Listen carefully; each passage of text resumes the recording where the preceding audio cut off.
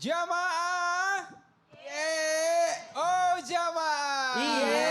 Alhamdulillah. Alhamdulillah masih di Islam itu indah dan tema kita buat yang baru bergabung, tema kita adalah sabar ya. Ini cobaan bagi wanita-wanita terpilih. Masya Allah guru-guru kita tadi sudah menyampaikan bagaimana kisah wanita-wanita terpilih yang patut menjadi teladan ya. Semoga banyak yang menyaksikan, menginspirasi dan terinspirasi dari kisah-kisah yang sudah disampaikan. Masya Allah. Dan sekarang kita akan menyaksikan ada sebuah tayangan tentang harus seorang ibu cium tangan anaknya sampai jatuh. Ini dia. Dengar. Allah Ustadz, ini kalau kita ingin bertanya begini nih Ustadz. Ini kan sekarang banyak perempuan-perempuan yang single parent Ustadz. Ngurusin anak sendiri gitu ya? Ngurus anak, juga kadang mencari nafkah juga buat anak dan keluarga. Nah ini apakah perempuan-perempuan single parents yang struggle dan berjuang ini juga seperti kisah yang luar biasa.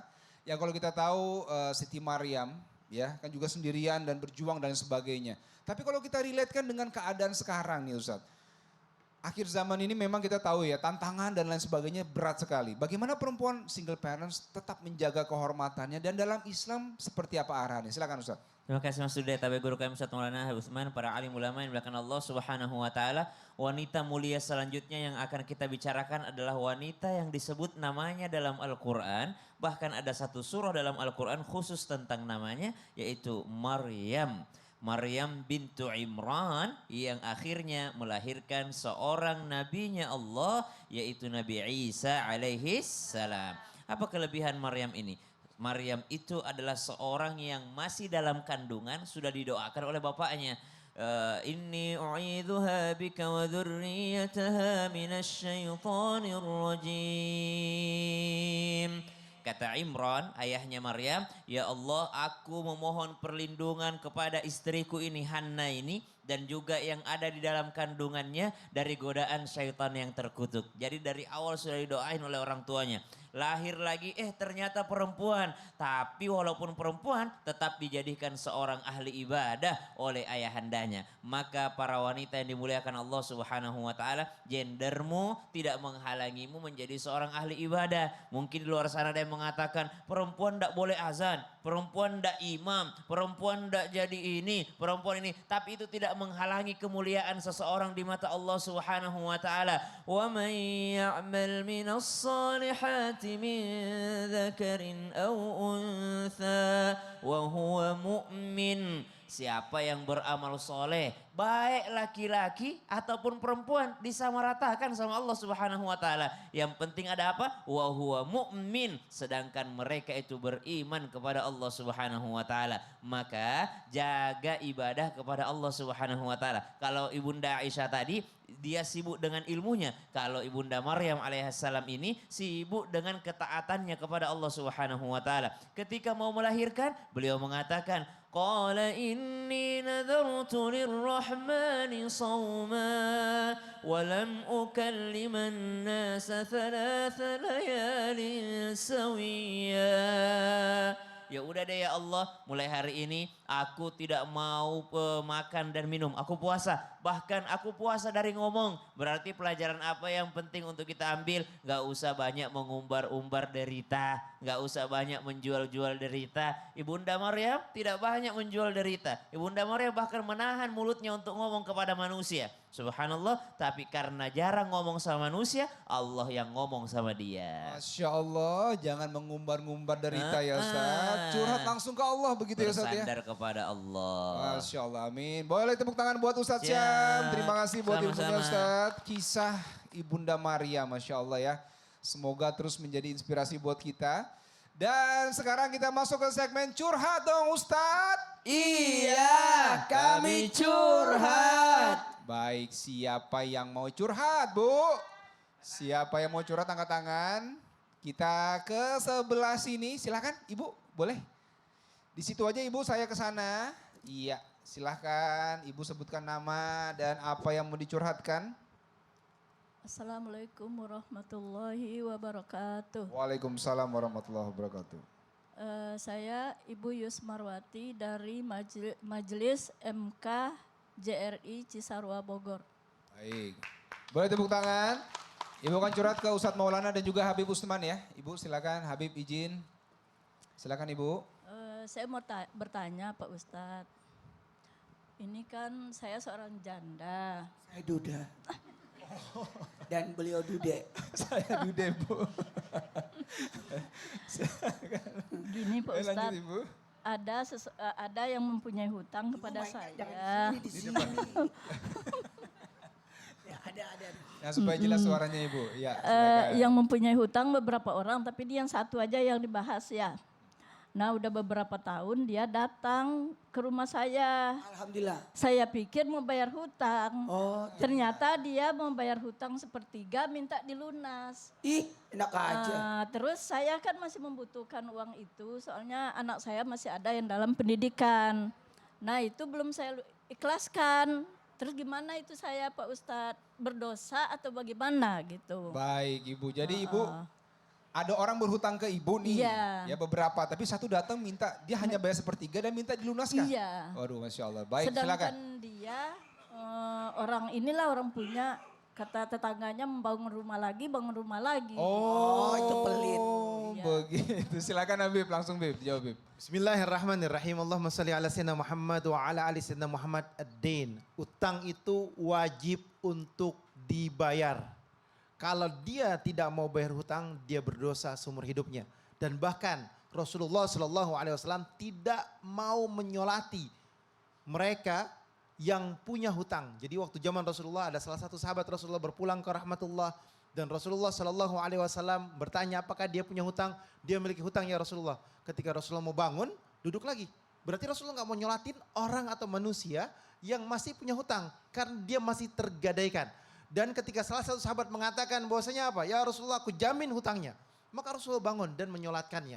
Oleh karena itu ada seseorang yang dia gak mau bayar hutang maka tidak ada kebaikan dan keberkahannya. Sehingga Allah Subhanahu wa ta'ala akan menutup rezekinya suatu saat nanti. Jadi hati-hati. Ketika seseorang tersebut ingin niat buat bayar hutang maka Allah akan tambahkan rezekinya. Dan Allah akan lipat gandakan rezekinya. Karena sudah niat untuk bayar hutang. Nah ibu tadi bilang boleh gak saya gak ikhlas? Boleh, itu hak ibu. Ibu mau nggak ikhlas, ibu mau nggak ridho, ibu mau apapun itu hak ibu. Karena hutang itu wajib untuk dibayar dan ibu sebagai pemilik uangnya boleh menagihnya. Karena untuk menegur siapa? Untuk menegur orang tersebut agar paham bahwasanya hutang itu sampai mati dan hutang itu diwariskan. Ahli waris yang mempunyai harta tersebut, dia punya harta maka keluarkanlah dulu hutangnya. Ketika misalkan dia ada warisan kurang lebih 100 juta, hutangnya 50 juta, 50 jutanya keluarkan untuk bayar hutang. Ketika hutang tersebut sudah dibayarkan, baru apa? Baru uangnya boleh dibagi terhadap ahli warisnya. Hutang wajib dibayar, kalian gak bayar hutang, kalian celaka dan kalian tidak akan mendapatkan ridhonya Allah Subhanahu wa taala. Hablum minanas tetap akan terjadi pada diri kalian. Masya Allah, hutang harus tetap dibayar ya Bib ya. Ustadz Maulana boleh ditambahkan Ustadz? Mohon maaf tanpa menggurui hanya mengingatkan bahwa kewajiban yang berutang adalah membayar utang sesuai jumlah utang yang dibayar. Bukan sepertiga, enak aja. Wajarlah kalau ibu tidak ikhlas, wajarlah. Jadi kalau ada orang berutang, sungguh engkau telah dibantu oleh orang yang memberikan kamu utang. Dalam artian engkau kan sudah dibantu. Pahala memberi utang itu kan 18 kali lipat daripada sedekah. 18 kali lipat dari sedekah. Tapi dalam hal ini perbuatan zalim yang dilakukan oleh orang yang sudah ditolong malah nodong. Itu namanya ditolong malah nodong. Nah hak ibu untuk tidak ikhlas itu pas. Tidak ada masalah. Berikan dia pembelajaran. Mohon maaf, kamu harus bayar sesuai jumlah utang yang kau bayar. Yang kau pinjam. Karena kenapa? Misalkan dia punya utang 3 juta. Tapi dia cuma bayar 1 juta. Yang 2 jutanya dia nggak lunas. Siapa lu? Jangan. Karena ini sangat membuat orang dalam artian sudah ditolong, dikasih hati, minta jantung. Dan ingat, betul tadi kata Habib, Masya Allah tabarakallah, maaf ya. Orang yang berhutang itu indah di siang hari, gelisah di malam hari. Hindarilah berhutang sebenarnya. Dan kalaupun ada, dia mampu tapi berhutang. Berarti Ini utang yang wajib dibayar karena dia punya kemampuan untuk membayar utang itu. Dan dalam hal ini berutang itu kalau urgent banget, dan kita juga ini pembelajaran dari buat yang pemberi utang, jangan memberi utang uang kita, dalam artian yang pas buat kita. Kalau memberi utang adalah kelebihan dari uang kita. Jadi kalau dia tidak bayar tidak mengganggu perekonomian kita. Oh Masya Allah, baik. Jadi, Maksudnya, ya maaf ya saya potong ya. apa Ustaz? Ini ada informasi yang menarik nih yang mau disampaikan oleh Mas Fadli. Oh, Informasi oke. apa? Mau tahu? Ini dia. Mau Apa? tahu? Mau. Ini dia. Oh. Masya Allah, makasih banyak Ustadz Maulana. Ya Allah. Ada ibu. Assalamualaikum, Mas. Waalaikumsalam ibu. Kakak saya, Iya. Mas. Umurnya kan sudah di atas 50 tahun. Kadang suka pelupa. Jadi suka nggak enakan begitu. Oh gitu, Masya Allah, tenang ibu. Saya punya solusinya. Renovit Gold mengandung ekstrak huperzin untuk menjaga agar nggak cepat pikun. Renovit Gold mengandung multivitamin dan mineral lengkap sampai usia 50 tahun ke atas. Mengandung 25 vitamin dan mineral, juga L-karnitin untuk membantu pembakaran lemak menjadi energi. Sehingga dapat mencegah obesitas dan penyakit lainnya. Wah, banyak banget manfaatnya ya, Mas. Masya Allah, betul banget Ibu.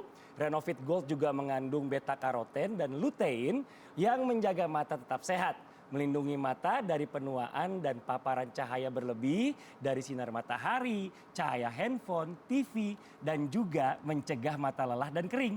Sudah bersertifikasi halal, tidak mengandung gula, aman buat penderita diabetes, diminum 1 kaplet setiap hari setelah makan. Nah ini buat ibu ya. Mas minum ini juga. Masya Allah, pastinya dong Bu. Dan untuk usia produktif seperti saya, wajib minum Renovit setiap hari.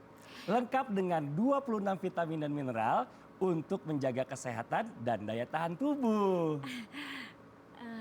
Belinya di mana, Mas? Oh, Renovit dan Renovit Gold bisa dibeli di apotek terdekat atau di e-commerce. Nah nih, buat jamaah di rumah yang mau berpergian keluar kota atau akan menjalankan ibadah umroh, jangan lupa beli Renovit agar badan tetap fit. Renovit dan Renovit Gold siap jaga kesehatan dan daya tahan tubuh. Alhamdulillah. Nah ini buat jamaah Islami Tinda yang ada di rumah nih ya. Jangan kemana-mana dulu. Setelah ini kita akan lanjutkan lagi pembahasan kita bersama guru-guru kita. Yang di rumah jangan pindah channel ya.